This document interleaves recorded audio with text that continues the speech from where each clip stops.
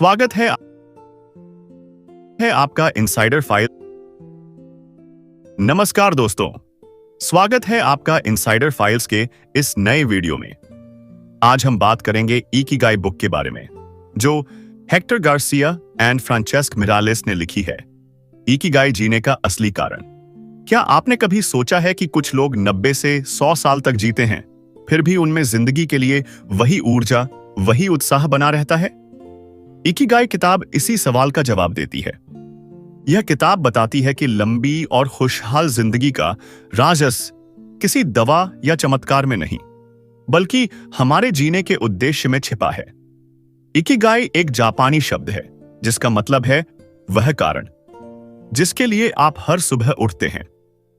यह किताब हमें जापान के ओकिनावा द्वीप तक ले जाती है, जहां दुनिया के सबसे ज्यादा सेंटेनरियंस यानी 100 साल से ऊपर उम्र वाले लोग रहते हैं। इकिगाई का मूल विचार। किताब के अनुसार हर इंसान के जीवन में एक इकिगाई होता है, बस जरूरत है उसे पहचानने की। इकिगाई 4 चीजों के बीच संतुलन है जो आप प्यार से करते हैं, व्हाट यू लव, जिसमें आप अच्छे हैं, what you are good at, जिसकी दुनिया को जरूरत है, व्हाट द वर्ल्ड नीड्स, जिसके लिए आपको पैसे मिल सकते हैं, what you can be paid for. जब ये चारों चीजें एक जगह मिल जाती हैं, वहीं आपका इकिगाई होता है। जल्दी रिटायरमेंट नहीं, लगातार एक्टिव रहना। ओकिनावा के लोग कभी यह नहीं कहते कि अब सब खत्म हो गया। वे रिटायरमेंट के कॉन्सेप्ट में विश्वास नहीं करते। उनका मानना है कि जब तक शरीर चल रहा है, तब तक कोई ना कोई काम जरूर होना चाहिए। किताब बताती है कि खाली बैठना इंसान को धीरे धीरे मार देता है, जबकि कोई छोटा सा उद्देश्य भी जिंदगी को आगे बढ़ाता है। छोटे छोटे कदम, लंबी जिंदगी। इकिगाई हमें सिखाती है कि जिंदगी बदलने के लिए बड़े बदलाव जरूरी नहीं। ओकिनावा के लोग धीमे और छोटे कदमों में विश्वास करते हैं। वे खाते हैं पेट भरकर नहीं, बल्कि 80% तक। हरा हाचीबू, ज्यादा सब्जियां, कम प्रोसेस्ड फूड, धीरे धीरे, ध्यान से खाना। यह सिर्फ डाइट नहीं, बल्कि जिंदगी जीने का तरीका है। फ्लो, जब समय रुक जाता है। किताब में फ्लो नाम का कॉन्सेप्ट बताया गया है। फ्लो वह स्थिति है जब आप किसी काम में इतने डूब जाते हैं कि समय का एहसास ही नहीं रहता। चाहे वह पेंटिंग हो, पढ़ना हो, लिखना हो या कोई हुनर, फ्लो आपको मानसिक शांति और खुशी देता है, और यही इकिगाई को मजबूत करता है। रिश्ते और समुदाय की ताकत। इकिगाई यह भी बताती है कि लंबी उम्र का राज सिर्फ हेल्थ नहीं, बल्कि मजबूत रिश्ते हैं। ओकिनावा में लोग मोआई नाम के छोटे सामाजिक समूहों में रहते हैं, जहां सब एक दूसरे का सहारा बनते हैं। तन्हाई इंसान को अंदर से तोड़ देती है, जबकि जुड़ाव उसे जिंदा रखता है। किताब का सबसे बड़ा संदेश। इकिगाई हमें यह नहीं सिखाती कि जिंदगी में सिर्फ बड़ा बनना है, बल्कि यह सिखाती है कि हर दिन खुश रहना सीखो, अपने काम से प्यार करो, खुद को व्यस्त रखो, तनाव को पकड़कर मत रखो, और सबसे जरूरी, अपने जीने का कारण खोजो। निष्कर्ष, इकिगाई एक सेल्फ हेल्प किताब नहीं, बल्कि जिंदगी को देखने का नया नजरिया है। यह किताब बताती है कि खुशहाल और लंबी जिंदगी का रास्ता बाहर नहीं, बल्कि हमारे अंदर है।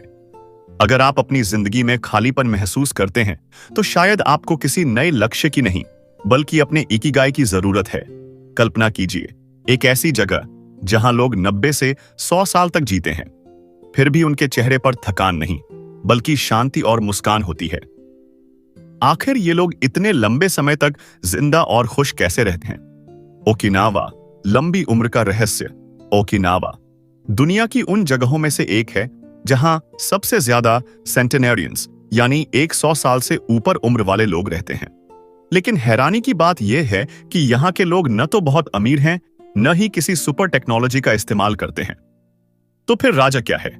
लेखक बताते हैं कि असली कारण है इकिगाई। इकिगाई क्या है? इकिगाई का सीधा मतलब सिर्फ पर्पस नहीं है, यह उससे कहीं ज्यादा गहरा है। इकिगाई का अर्थ है वह चीज जो आपको जिंदा महसूस कराए, जो आपको हर सुबह बिस्तर से उठने की वजह है। ओकिनावा के लोग जब यह सवाल सुनते हैं, आप कब रिटायर होंगे, तो वे हंस देते हैं। उनके लिए जिंदगी तब तक चलती है जब तक शरीर और मन साथ दे रहे हों। जल्दी रिटायरमेंट, धीरे धीरे मरना। जो इंसान अपने उद्देश्य को खो देता है उसकी उम्र घटने लगती है। यहां लेखक बताते हैं कि कई देशों में लोग रिटायर होते ही बीमार पड़ने लगते हैं, अकेलेपन में चले जाते हैं और जिंदगी से जुड़ाव खो देते हैं। जबकि ओकिनावा में 90 साल के लोग भी खेती करते हैं, 80 साल की महिलाएं बच्चों को सिखाती हैं, 100 साल के बुजुर्ग भी समाज के काम आते हैं। क्यों? क्योंकि उनके पास इकिगाई है। इकिगाई कारण निरंतरता। चैप्टर 1 यह साफ करता है कि इकिगाई कोई एक दिन में मिलने वाली चीज नहीं है। यह एक लंबे समय तक निभाया गया रिश्ता है अपने काम, अपने हुनर और अपनी जिंदगी के साथ। लेखक बताते हैं, इकिगाई होने का मतलब यह नहीं कि आपकी जिंदगी परफेक्ट है। इसका मतलब है कि आपकी जिंदगी मीनिंगफुल है। आप दर्द में भी खुश रह सकते हैं अगर आपके पास कोई कारण है। स्ट्रेस नहीं, पर्पस ज्यादा मारता है। इस अध्याय में एक और महत्वपूर्ण बात आती है। हम अक्सर सोचते हैं कि तनाव, स्ट्रेस हमारी उम्र कम करता है, लेकिन इकिगाई कहती है तनाव से ज्यादा खतरनाक है उद्देश्यहीन जिंदगी। ओकिनावा के लोग भी परेशान होते हैं, दुखी होते हैं, लेकिन वे हार नहीं मानते क्योंकि उन्हें पता है मुझे अभी जरूरत है, मुझे अभी कुछ करना है। आपकी उम्र आपके शरीर से नहीं, आपके उद्देश्य से तय होती है। हमें यह नहीं सिखाता कि 100 साल कैसे जिएं। यह सिखाता है कि जिंदगी को छोड़ना मत, खुद को बेकार मत समझो और हर उम्र में अपने होटिए होने का मतलब ढूंढो। अंत में, अगर आपको जिंदगी लंबी नहीं बल्कि जीवित बनानी है, तो सबसे पहले आपको अपने अंदर छिपे इकिगाई को पहचानना होगा। क्योंकि जिस दिन आपके पास उठने की वजह नहीं होती, उसी दिन से जिंदगी धीरे धीरे रुकने लगती है। इकिगाई जिंदगी जीने के लिए किसी कारण का होना कितना जरूरी है। लंबी उम्र का राज तेज दौड़ने में नहीं, बल्कि धीरे चलते रहने में है। एंटी एजिंग का असली रहस्य। लेखक बताते हैं कि ओकिनावा के लोग कभी एंटी एजिंग शब्द का इस्तेमाल नहीं करते। वे बूढ़े होने से लड़ते नहीं हैं, वे बस जिंदगी से जुड़े रहते हैं। उनके लिए उम्र बढ़ना एक बीमारी नहीं, बल्कि एक प्रक्रिया है। असल एंटी एजिंग क्या है? सुबह उठकर किसी काम में लग जाना, शरीर को चलाते रहना, दिमाग को जिज्ञासु बनाए रखना, यही चीजें शरीर को जवान रखती हैं। Slow life, long life. यह अध्याय हमें स्लो लिविंग का कॉन्सेप्ट समझाता है।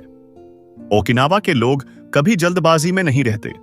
वे धीरे चलते हैं, धीरे खाते हैं, धीरे बात करते हैं और धीरे जीते हैं। किताब बताती है कि जल्दबाजी तनाव पैदा करती है और तनाव शरीर को अंदर से कमजोर करता है। मूवमेंट ही मेडिसिन है। ओकिनावा के लोग जिम नहीं जाते, भारी एक्सरसाइज नहीं करते, लेकिन कभी बैठे नहीं रहते। वे बागवानी करते हैं, झुकते हैं, चलते हैं, सफाई करते हैं। यानी उनका शरीर पूरे दिन हल्के हल्के कामों में चलता रहता है। लेखक कहते हैं एक्सरसाइज 1 घंटा नहीं, बल्कि पूरे दिन की आदत होनी चाहिए। तनाव को पकड़कर मत रखो। ओकिनावा के लोग स्ट्रेस को जमा नहीं करते। वे छोटी बातों पर हंस देते हैं, गलतियों को ज्यादा दिल पर नहीं लेते और बीते हुए कल में फंसे नहीं रहते। उनका मानना है कि अगर मन शांत है तो शरीर खुद ठीक रहता है। खुशी का छोटा छोटा तरीका। खुशी बड़े मौकों से नहीं, बल्कि छोटी छोटी रोजमर्रा की चीजों से आती है। जैसे सुबह की धूप, दोस्तों के साथ चाय, अपने पौधों की देखभाल, किसकी मदद करना। यही छोटी खुशियां इकिगाई को रोज मजबूत करती हैं। उम्र नहीं, आदतें मारती हैं। लोग उम्र से नहीं मरते, गलत आदतों से मरते हैं। यह अध्याय हमें डराकर नहीं, बल्कि धीरे धीरे समझाकर बदलता है। जिंदगी को रेस मत बनाओ। अपने शरीर को रोज थोड़ा चलाओ, मन को हल्का रखो और हर दिन अपने इकिगाई से जुड़ते रहो। अंत में, लंबी उम्र का मतलब ज्यादा साल नहीं, बल्कि ज्यादा जीवन है। अगर आप हर दिन थोड़ा सा चलते रहें, थोड़ा सा मुस्कुराते रहें और अपने उद्देश्य को थामे रखें, तो जिंदगी अपने आप लंबी और सुंदर हो जाती है। उद्देश्य जरूरी है। धीमी और एक्टिव लाइफ लंबी उम्र देती है। अगर हमें लंबी और खुशहाल जिंदगी चाहिए, तो हमें अपने शरीर के साथ कैसा रिश्ता रखना चाहिए? यहीं से किताब खाने, आदतों और आत्मनियंत्रण की बात शुरू करती है। हरा हाचीबू पेट नहीं, दिमाग भरना सीखो। इसका मतलब है पेट 80% भरते ही खाना बंद कर देना। ओकिनावा के लोग खाना खाने से पहले यह लाइन कहते हैं, हरा हचीबू, ताकि वे याद रखें कि ज्यादा खाना जहर बन सकता है। किताब बताती है ज्यादा खाना शरीर को थका देता है, पाचन में ज्यादा ऊर्जा लगती है और शरीर को खुद को ठीक करने का समय नहीं मिलता। कम खाना शरीर को आराम, लंबी उम्र। खाना सिर्फ स्वाद नहीं, सम्मान है। ओकिनावा में खाना भावनाओं में बहकर नहीं खाया जाता। वे तनाव में ज्यादा नहीं खाते, बोरियत में नहीं खाते और दिखावे के लिए बिल्कुल नहीं खाते। उनके लिए खाना एक अनुष्ठान, रिचुअल है, जिसमें शांति, आभार और संतुलन होता है। प्लांट बेस्ड लाइफ का राज। ओकिनावा के लोग ज्यादातर सब्जियां, फल, सोया, शकरकंद और हल्का भोजन खाते हैं, मांस बहुत कम, और वो भी कभी कभी। किताब साफ कहती है जो शरीर को हल्का रखे वही मन को भी हल्का रखता है। कैलोरी नहीं, कनेक्शन मायने रखता है। लंबी उम्र सिर्फ कैलोरी गिनने से आती है। असल बात यह है आप कैसे खाते हैं, किसके साथ खाते हैं और किस मन से खाते हैं। ओकिनावा में लोग अकेले खाना पसंद नहीं करते। खाना वहां जुड़ाव, कनेक्शन का माध्यम है। आत्मनियंत्रण, आत्मसम्मान इस अध्याय का सबसे गहरा संदेश है। जो इंसान खुद को रोकना सीख लेता है वही खुद को बचा लेता है। चाहे खाना हो, गुस्सा हो या इच्छाएं। अति, एक्सेस हर चीज को जहर बना देती है। इकिगाई सिखाती है जिंदगी में मजा लो, लेकिन सीमा में रहकर। आप जो खाते हैं वही नहीं बनते, आप जितना खाते हैं वही आपकी उम्र तय करता है। अंत में लंबी उम्र किसी डाइट प्लान से नहीं बल्कि अनुशासन और संतुलन से आती है। अगर आप हर दिन थोड़ा कम खाएं, थोड़ा सोचकर खाएं और खाने को सम्मान दें, तो आपका शरीर आपको सालों तक साथ देगा। क्योंकि इकिगाई सिर्फ जीने का कारण नहीं, जीने का सही तरीका भी है। ज्यादातर लोग हार मान लेते हैं दिमाग और समय के बीच की लड़ाई। सबसे ज्यादा खुश वही इंसान होता है जो वर्तमान में पूरी तरह डूबा रहता है। यहीं से किताब फ्लो के कॉन्सेप्ट को सामने लाती है। फ्लो क्या है? फ्लो वह मानसिक अवस्था है जब आप किसी काम में इतने खो जाते हैं कि समय का एहसास खत्म हो जाता है, भूख प्यास याद नहीं रहती और मन पूरी तरह शांत हो जाता है। आप काम कर रहे होते हैं लेकिन काम बोझ नहीं लगता। किताब कहती है फ्लो तनाव का उल्टा रूप। ओकिनावा और फ्लो का रिश्ता। लेखक बताते हैं कि ओकिनावा के लोग अपने काम को मजबूरी नहीं मानते। चाहे वह मछली पकड़ना हो, बुनाई करना हो, बागवानी हो या बच्चों को सिखाना, वे हर काम को पुस्सी पैडुस पूरी मौजूदगी, प्रेजेंस के साथ करते हैं। यही वजह है कि उनका दिमाग ज्यादा भटकता नहीं, डिप्रेशन बहुत कम है और जीवन में संतोष ज्यादा है। मल्टीटास्किंग जहर है। मल्टीटास्किंग आपकी खुशी चुरा लेता है। जब आप फोन देखते हुए खाते हैं, सोचते हुए काम करते हैं और काम करते हुए भविष्य की चिंता करते हैं, तो आप कभी भी फ्लो में नहीं जा पाते। इकिगाई कहती है एक समय में एक काम, पूरे मन से। स्किल और चैलेंज का संतुलन। फ्लो तब बनता है जब काम बहुत आसान न हो और बहुत मुश्किल भी ना हो। अगर काम बहुत आसान है, बोरियत। अगर बहुत मुश्किल है, डर। अपने कौशल से थोड़ा मुश्किल काम चुनो, वहीं फ्लो पैदा होता है। उम्र नहीं रोकती फ्लो। यह अध्याय एक बहुत सुंदर सच बताता है। फ्लो उम्र नहीं देखता। ओकिनावा में 80 साल के लोग पेंटिंग करते हैं, 90 साल के लोग संगीत बजाते हैं, 100 साल के लोग बागवानी में खो जाते हैं। जब तक इंसान सीखता रहता है तब तक दिमाग जवान रहता है। फ्लो इकिगाई का इंजन। इकिगाई आपको दिशा देता है और फ्लो आपको ऊर्जा देता है।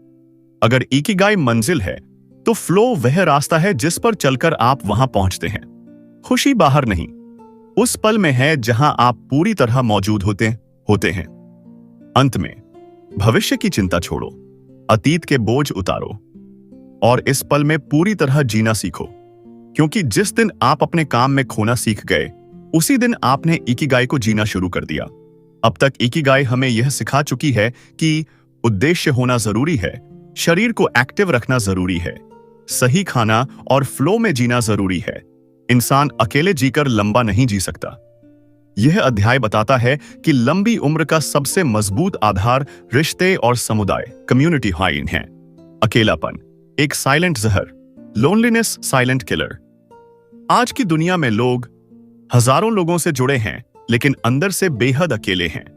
किताब बताती है कि अकेलापन तनाव बढ़ाता है, इम्यूनिटी कम करता है और उम्र धीरे धीरे घटा देता है। मोआई दोस्ती जो जिंदगी भर चले। ओकिनावा में एक अनोखी परंपरा है मोआई। मोआई का मतलब जीवन भर का छोटा सामाजिक समूह।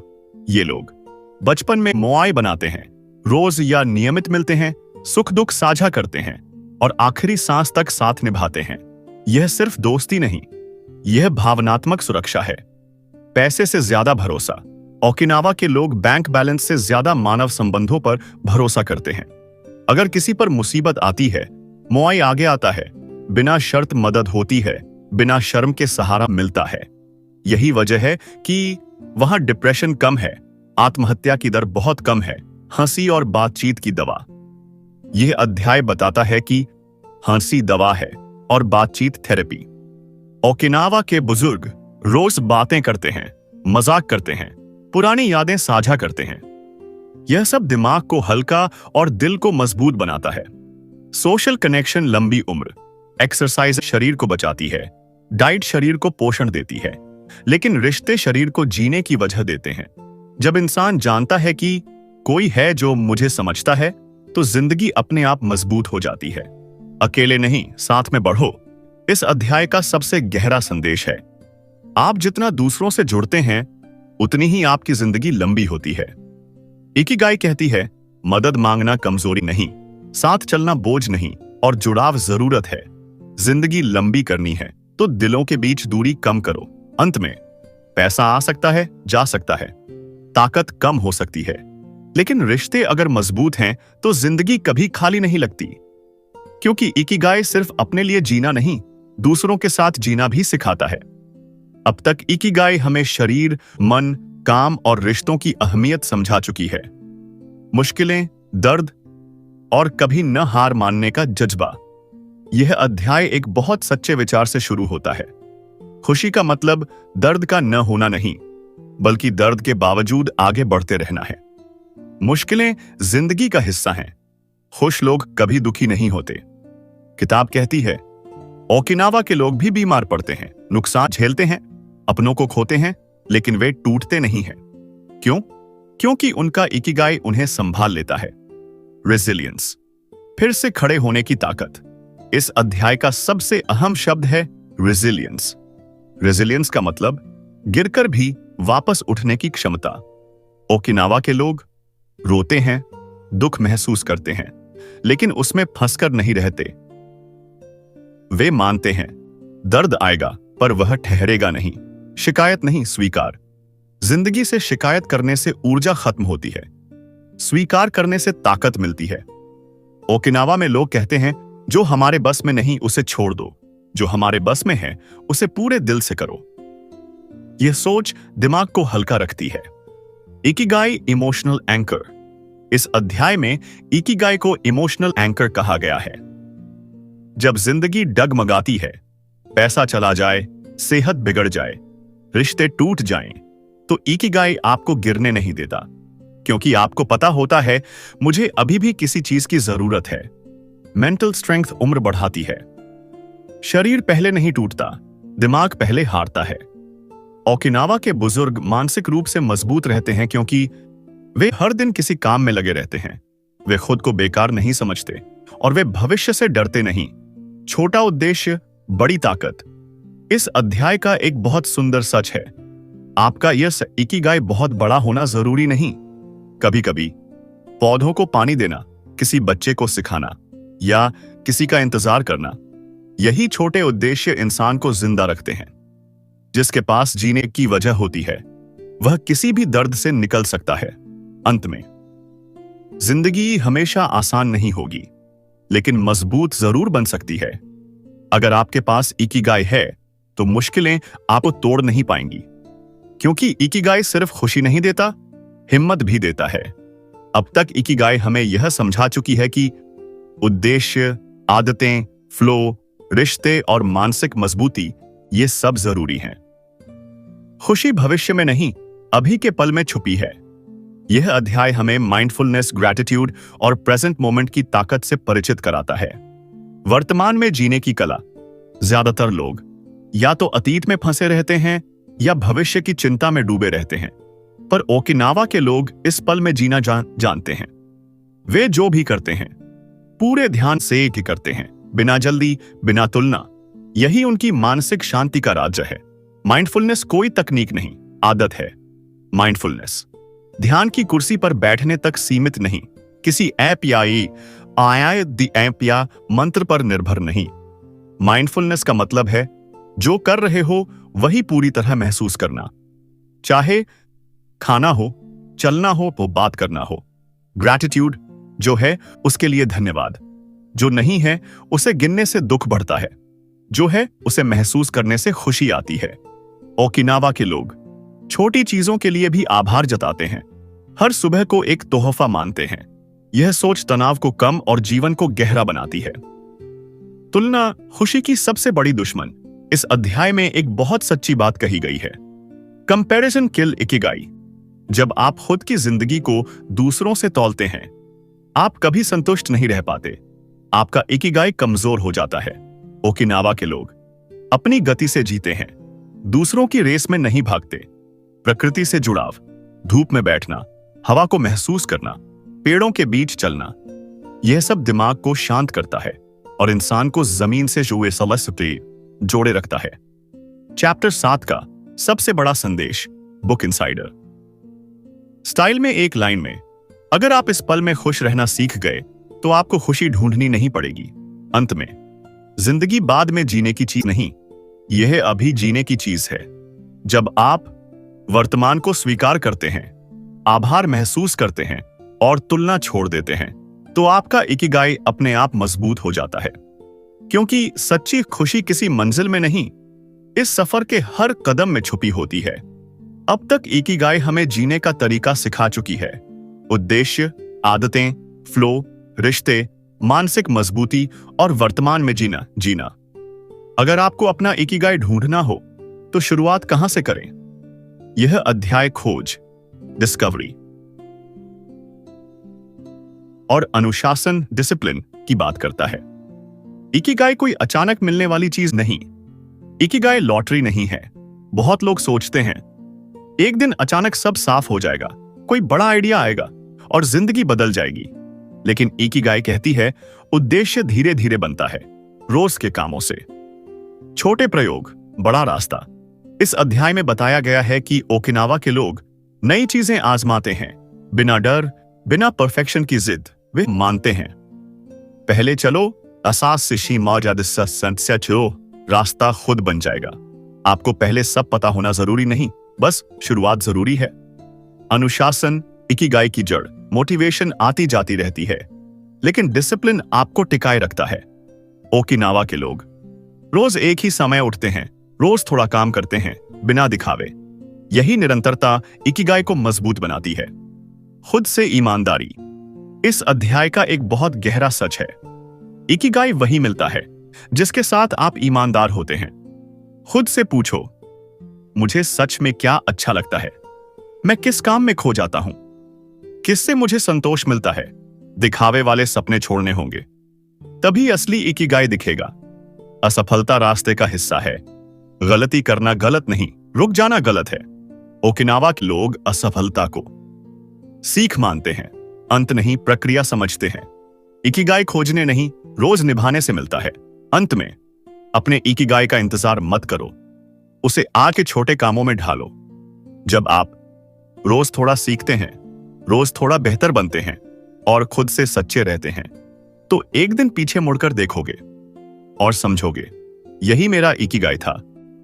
अगर हमें लंबी और संतुलित जिंदगी चाहिए तो हमें किन चीजों से दूर रहना चाहिए? जो छोड़ना नहीं आता वही थक जाता है। हर चीज को पकड़कर रखना जरूरी नहीं। आज ज्यादातर लोग पुराने गम पकड़े रहते हैं, बेकार की चिंताएं ढोते हैं और जरूरत से ज्यादा इच्छाएं पालते हैं। किताब बताती है कि यह मानसिक बोझ धीरे धीरे शरीर को भी तोड़ देता है। ओकिनावा की सरल जिंदगी। ओकिनावा के लोग कम चीजों में खुश रहते हैं, दिखावे से दूर रहते हैं और जिंदगी को बोझ नहीं बनाते। सादगी कोई कमी नहीं बल्कि आजादी है। गुस्सा, ईर्ष्या और पछतावा। यह अध्याय बताता है कि गुस्सा अंदर ही अंदर जलाता है, ईर्ष्या आत्मविश्वास तोड़ती है, पछतावा वर्तमान खराब करता है। ओकिनावा के लोग जल्दी माफ कर देते हैं, तुलना नहीं करते और बीते कल में नहीं अटकते। लेस डिजायर मोर पीस। इच्छाएं जितनी कम, मन उतना शांत। यह इच्छाओं को खत्म करने की नहीं बल्कि कंट्रोल करने की बात करता है। इकिगाई और मानसिक हल्कापन। जब आप 11 जरूरी चीजें छोड़ते हैं, नकारात्मक भावनाएं जाने देते हैं और खुद को हल्का करते हैं, तब आपका इकिगाई और भी साफ दिखने लगता है। जो छोड़ना सीख लेता है वही सच में जीना सीखता है। अंत में जिंदगी जोड़ने से नहीं, घटाने से आसान बनती है। जब आप कम चाहते हैं, कम सोचते हैं और ज्यादा महसूस करते हैं, तो जिंदगी अपने आप संतुलित हो जाती है। क्योंकि इकिगाई सिर्फ पाने का नाम नहीं, छोड़ने की समझ भी है। अब तक इकिगाई हमें यह समझा चुकी है कि उद्देश्य कैसे खोजें, उसे कैसे जिएं, क्या अपनाएं और क्या छोड़ें। मौत को समझे बिना जिंदगी को पूरी तरह नहीं जिया जा सकता। मौत से डर नहीं, स्वीकार। लेखक बताते हैं कि ओकिनावा के लोग मौत को दुश्मन नहीं मानते। उनके लिए मौत डरावनी नहीं, अचानक नहीं, बल्कि जिंदगी का एक स्वाभाविक हिस्सा है। वे मानते हैं जब अंत तय है तो हर पल की कीमत बढ़ जाती है। इम्परमानेंस। सब अस्थायी है। सुख स्थायी नहीं, दुख स्थायी नहीं, शरीर स्थायी नहीं, परिस्थितियां स्थायी नहीं। जब इंसान यह समझ लेता है तो वह ज्यादा पकड़कर नहीं रखता, ज्यादा डरता नहीं और ज्यादा शांत हो जाता है। आज को पूरी तरह जीना। जो इंसान कल के डर में जीता है वह आज को खो देता है। ओकिनावा के लोग हर दिन को अंतिम दिन की तरह नहीं बल्कि पूरी मौजूदगी के साथ जीते हैं। वे सोचते हैं आज मैं क्या अच्छा कर सकता हूं। इकिगाई और मृत्यु का रिश्ता। यह अध्याय साफ करता है कि इकिगाई आपको मौत से नहीं बचाता, लेकिन मौत के डर से जरूर बचाता है। जिसके पास इकिगाई होता है वह जीवन से संतुष्ट रहता है, पछतावे कम होते हैं और मन शांत रहता है। लेगेसी। आप क्या छोड़कर जा रहे हैं? आप दुनिया को क्या देकर जा रहे हैं? ओकिनावा के लोग ज्ञान छोड़ते हैं, संस्कार छोड़ते हैं, प्यार और जुड़ाव छोड़ते हैं। यही उनकी असली विरासत है। मौत से डरकर जीना नहीं, मौत को समझकर जीना ही इकिगाई है। अंत में जिंदगी सीमित है, इसलिए कीमती है। जब आप हर दिन को धन्यवाद के साथ स्वीकार करते हैं, अपने उद्देश्य को निभाते हैं और शांत मन से आगे बढ़ते हैं, तो मौत भी जिंदगी की तरह एक स्वाभाविक यात्रा बन जाती है। क्योंकि इकिगाई हमें अमर नहीं बनाता, लेकिन जीते जी पूरा जरूर बना देता है। इकिगाई कोई मंजिल नहीं बल्कि हर दिन निभाया जाने वाला जीवन मार्ग है। इकिगाई एक बार नहीं मिलता। इकिगाई स्थायी नहीं होता। आपका इकिगाई उम्र के साथ बदल सकता है, परिस्थितियों के साथ रूप ले सकता है, जिम्मेदारियों के साथ ढल सकता है, और यह बिल्कुल ठीक है। ओकिनावा के लोग मानते हैं जो बदलता है वही जिंदा रहता है। छोटे इकिगाई भी काफी हैं। यह अध्याय हमें बड़े सपनों के बोझ से आजाद करता है। इकिगाई का मतलब यह नहीं कि आपको दुनिया बदलनी है, बहुत मशहूर बनना है या कुछ असाधारण करना है। कभी कभी इकिगाई बस इतना होता है, सुबह उठकर पौधों को पानी देना, किसी का इंतजार करना या किसी को मुस्कुराना सिखा देना। रोज निभाने वाला उद्देश्य। इकिगाई रोज का अभ्यास है, एक दिन का फैसला नहीं। ओकिनावा के लोग आज के काम पर ध्यान देते हैं, कल की चिंता नहीं पालते और तुलना नहीं करते। यही निरंतरता उन्हें संतुलित रखती है। जिंदगी को बोझ मत बनाओ। जिंदगी तब भारी लगती है जब हम उससे ज्यादा मांग लेते हैं। इकिगाई कहती है, जिंदगी से लड़ो मत, उसे समझो और उसके साथ बहना सीखो। इकिगाई और संतोष। संतोष का मतलब यह नहीं कि आप आगे बढ़ना छोड़ दें, बल्कि इसका मतलब है जहां हो वहां शांति हो। इकिगाई खोजने से ज्यादा उसे रोज निभाना जरूरी है। अंत में परफेक्ट जिंदगी नाम की कोई चीज नहीं, लेकिन अर्थपूर्ण जिंदगी जरूर संभव है अगर आप हर दिन थोड़ा सा अच्छा करते हैं, अपने उद्देश्य से जुड़े रहते हैं और जीवन को स्वीकार करते हैं, तो समझ लीजिए आप अपना इकिगाई जी रहे हैं। क्योंकि इकिगाई कोई शब्द नहीं, एक जीने की शांति है। लंबी और खुशहाल जिंदगी किसी एक रहस्य से नहीं, बल्कि रोज निभाई गई छोटी आदतों से बनती है। इकिगाई को जीवन में उतारना। अब क्या? इतनी सारी बातें जानने के बाद किताब कहती है, अब इकिगाई को पढ़ो मत, जियो। ओकिनावा के लोग ज्यादा प्लान नहीं बनाते, लेकिन रोज सही काम करते हैं। यही उनका जीवन दर्शन है, आदतें जो जिंदगी बदलती हैं। इस अध्याय में किताब कुछ सिंपल लेकिन पावरफुल आदतें दोहराती है। रोज शरीर को थोड़ा हिलाओ, मन को व्यस्त रखो, ज्यादा मत खाओ, रिश्ते मजबूत रखो, वर्तमान में जियो और अपने उद्देश्य से जुड़े रहो।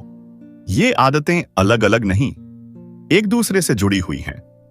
जिंदगी से लड़ो मत। जो जिंदगी से लड़ता है वह थक जाता है, जो जिंदगी को स्वीकार करता है वह आगे बढ़ता है। इकिगाई हमें सिखाती है, हर दिन परफेक्ट नहीं होगा, लेकिन हर दिन अर्थपूर्ण हो सकता है। हर उम्र में इकिगाई। यह अध्याय यह भ्रम तोड़ता है कि इकिगाई सिर्फ जवान लोगों के लिए है। सच्चाई यह है, इकिगाई हर उम्र में जरूरी है, हर उम्र में बदला जा सकता है और हर उम्र में जिया जा सकता है। अंतिम संदेश, इकिगाई कोई खोज नहीं, एक शांत और निरंतर जीवन प्रणाली है। अंत में, जिंदगी तेज नहीं, गहरी होनी चाहिए। सफलता बड़ी नहीं, अर्थपूर्ण होनी चाहिए। अगर आप रोज सुबह किसी कारण से उठते हैं, छोटे कामों में संतोष पाते हैं और जीवन को धन्यवाद कहते हैं, तो समझ लीजिए आप इकिगाई के साथ जी रहे हैं। क्योंकि इकिगाई किताब में नहीं, आपकी रोजमर्रा की जिंदगी में बसता है। अगर इकिगाई इतना जरूरी है, तो इसे अपनी जिंदगी में रोज कैसे जिया जाए? Ikigai daily practice. इकिगाई कोई दर्शन नहीं, बल्कि रोज का अभ्यास है। ओकिनावा के लोग इकिगाई को लिखते नहीं, बताते नहीं, बल्कि चुपचाप जीते हैं। उनकी जिंदगी में इकिगाई किसी बड़े लक्ष्य की तरह नहीं, बल्कि रोज की आदत की तरह मौजूद होता है। सुबह की शुरुआत उद्देश्य के साथ। इस अध्याय में बताया गया है कि ओकिनावा के लोग सुबह उठते ही यह नहीं सोचते, आज कितना कमाऊंगा, आज क्या हासिल करूंगा, बल्कि सोचते हैं, आज मैं किस काम के लिए उपयोगी बन सकता हूं। यही सोच पूरे दिन को अर्थ दे देती है। रूटीन में छुपा इकिगाई। रूटीन अगर सही हो तो वही इकिगाई बन जाता है।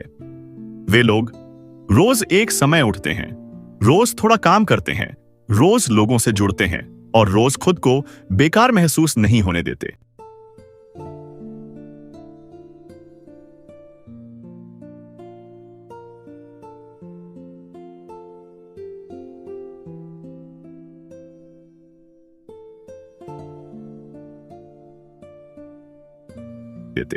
यह कंसिस्टेंसी जिंदगी को मजबूत बनाती है।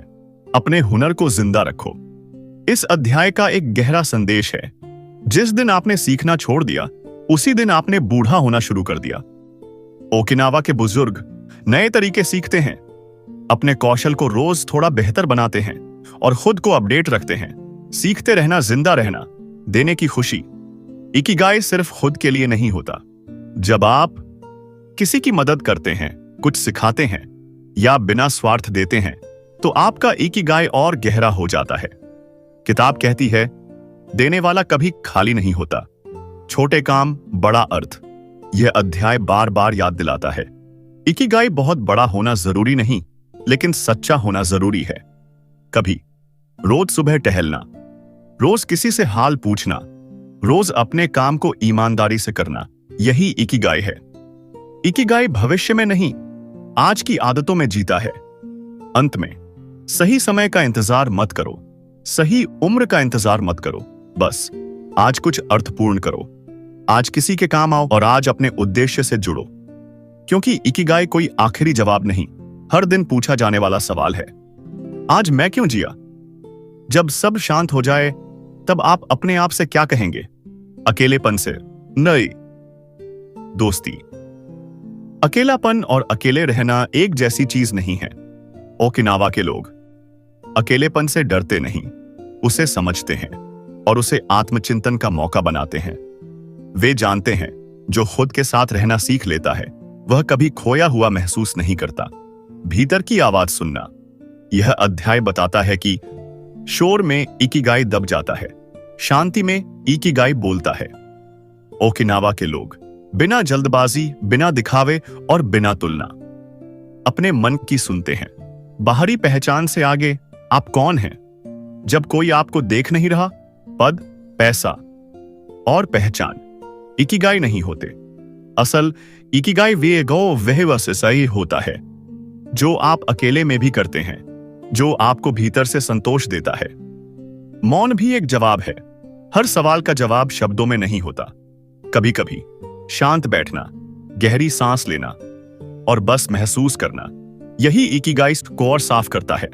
जो खुद के साथ शांति में रह सकता है वही अपने इकिगाई के सबसे करीब होता है। अंत में दुनिया से जुड़ना जरूरी है, लेकिन खुद से जुड़ना उससे भी ज्यादा जरूरी है। जब आप खुद को स्वीकार करते हैं, शांति में रहते हैं और बिना डर अपने मन की सुनते हैं, तो आपका इकिगाई शोर में नहीं, खामोशी में मिल जाता है। क्योंकि इकिगाई कोई आवाज नहीं, एक एहसास है जो तब मिलता है जब आप खुद से मिलते हैं। यह हमें बताता है कि कैसे अपने जीवन में इकिगाई को जीवित रखा जाए, खासकर जब मुश्किलें सामने हों। अगर पहले के अध्याय हमें सिद्धांत सिखाते हैं, इकिगाई पर्पस एक्शन, इकिगाई केवल सोचने से नहीं मिलता, बल्कि इसे रोज करने से पाया जाता है।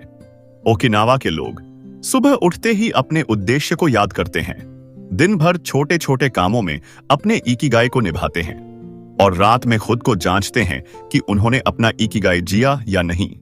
यह दैनिक अभ्यास उन्हें मानसिक और शारीरिक रूप से मजबूत बनाता है। कठिनाइयों में भी बने रहो, बीमारी आ सकती है, अपनों का साथ नहीं हो सकता या काम में असफलता मिल सकती है, लेकिन ओकिनावा के लोग मानते हैं मुश्किलें आती हैं पर इकिगाई आपको गिरने नहीं देता। इकिगाई मानसिक सहनशक्ति और दिशा दोनों देती है। स्वास्थ्य और गतिविधियां। यह अध्याय शरीर और दिमाग को सक्रिय रखने की आदतों पर जोर देता है। हल्का खाना, रोज थोड़ा व्यायाम या चलना, शरीर को दिन भर सक्रिय रखना, ये आदतें मानसिक स्वास्थ्य और ऊर्जा बनाए रखती हैं, जो कठिन समय में भी हमें टिकाए रखती हैं। सामाजिक जुड़ाव, अपने समुदाय और दोस्तों के साथ जुड़े रहो, छोटे छोटे रिश्तों में मदद करो, दूसरों के लिए जियो। इस तरह मुश्किल समय में भी आप अकेले नहीं रहते और मानसिक सहारा मिलता है। इकिगाई सिर्फ जीने का कारण नहीं, मुश्किल समय में आपको टिकाए रखने की ताकत भी है। अंत में मुश्किलें जीवन का हिस्सा हैं, लेकिन इकिगाई उन्हें हल्का और समझने योग्य बना देता है। जब आप अपने उद्देश्य से जुड़े रहते हैं, रोज छोटे कदम उठाते हैं और दूसरों के साथ सामंजस्य बनाते हैं, तो समझ लीजिए आपका इकिगाई न केवल जीवन देता है, बल्कि मुश्किलों में आपका सहारा भी बनता है।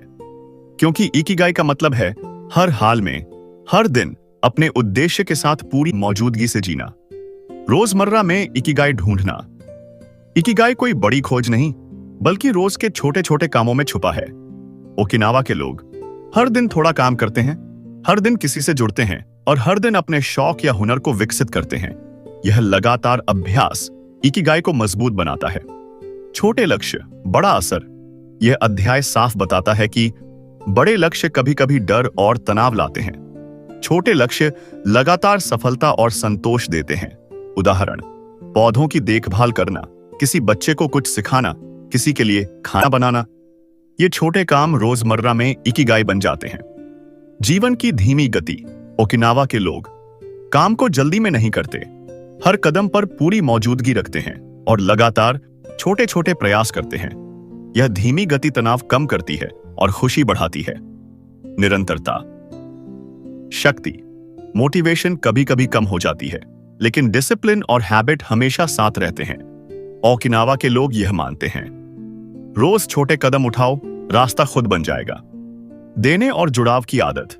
यह अध्याय बार बार बताता है कि इकिगाई केवल अपने लिए नहीं है। दूसरों की मदद करो, प्यार और सम्मान दो, समुदाय के साथ जुड़े रहो। जब आप दूसरों के लिए जीते हैं, तो आपकी जिंदगी और लंबी और अर्थपूर्ण बनती है।